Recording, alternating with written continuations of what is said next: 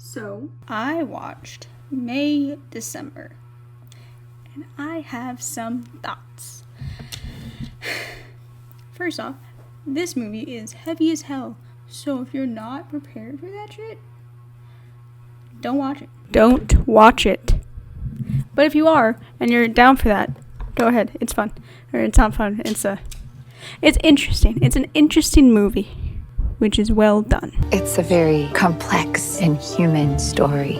So the whole, movie, very reminiscent of American Beauty in, style and composition of the movie. With the, heavy, swelling music at dramatic parts that you're supposed to pay attention to, and, the whole, aesthetic and vibe and subject matter. But this one's, more, you know what it's about. And American Beauty is is this what I think it is? You know, that type of thing. But this one's, in your face. I think it's hard to trust that you're going to represent Gracie as she was. I'm going to try. The whole thing, starts out as, this is a family. This is a family. There's nothing weird about it. And then you, dig deep into it, and you're like, wait a minute.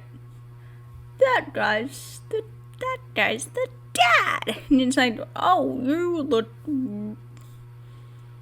It's one of those, that doesn't seem right. And then it's oh, it's not.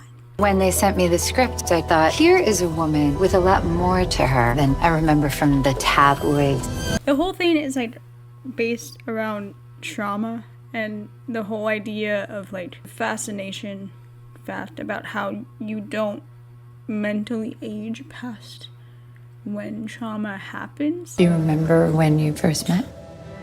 15 minutes into the movie. You're just watching it, and then you learn. She met this guy when he was in 7th grade. You came to the pet store looking for a job. It was summer after 6th grade? 7th. The guy was her son's coworker. Excuse me? No. Notice how I said her age, but he was in 7th grade, because that's what the movie did. It was definitely a choice to share her age, but leave him in 7th grade.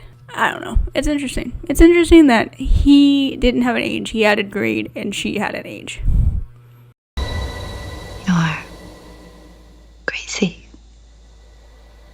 The actor portion, Natalie Portman's portion, it was a stylist's choice, and it made it more interesting. It made it less real. No one wants to think that's real, if we're being honest. It's no one wants that. People, they see me as a victim. I wanted it. My favorite quote in the whole thing was, why can't we talk about it? We're really as in love as we say we are. Shouldn't I be able to talk to you about this?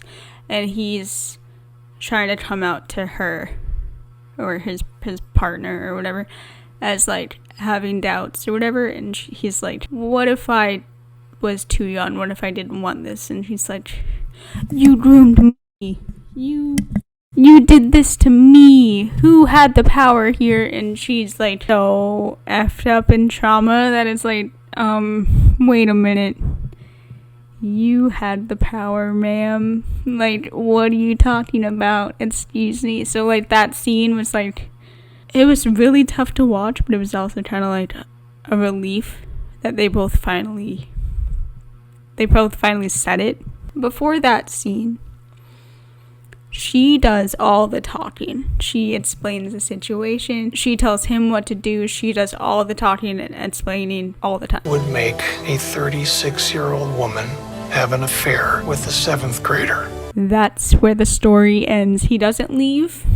She doesn't perish. Nothing happens. Just ends. So, if you liked a film with answers and conclusions and endings, this film is not for you.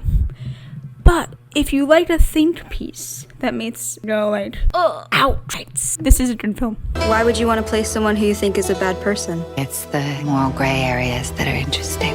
And here we go with my favorite Letterboxd reviews.